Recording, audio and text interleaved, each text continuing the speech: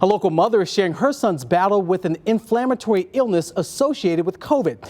It's rare, but Vanderbilt Children's Hospital says they're seeing a surge. News 4's Alexandria spoke with that mother who says she got her son to the hospital just in time. It all started when Heather Turner and her fiance were diagnosed with COVID-19 in November.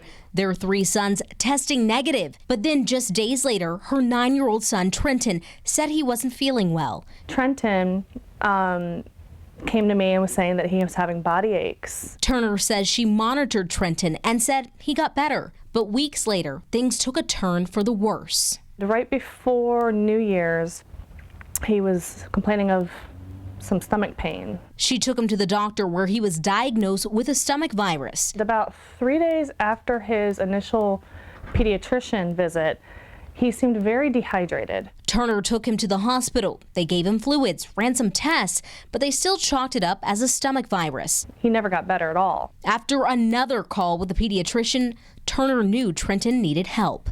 Day 7, where his eyes started getting bloodshot, and I'm like, come on now, this isn't right. That's when she took him into Vanderbilt Children's Hospital, where he stayed for 4 days, diagnosing Trenton with multi-symptom inflammatory syndrome in children, or MISC. His antibody test came back positive that he had had COVID at some point.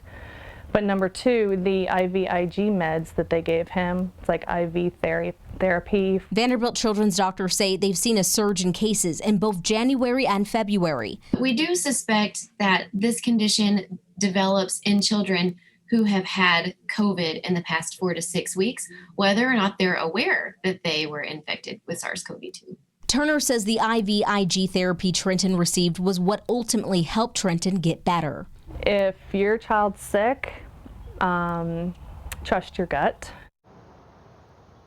Now, Trenton does still have some inflammation around his heart, but overall, his mother said he is doing much better. He's actually part of 2 separate studies looking into this illness and its cause. Marius.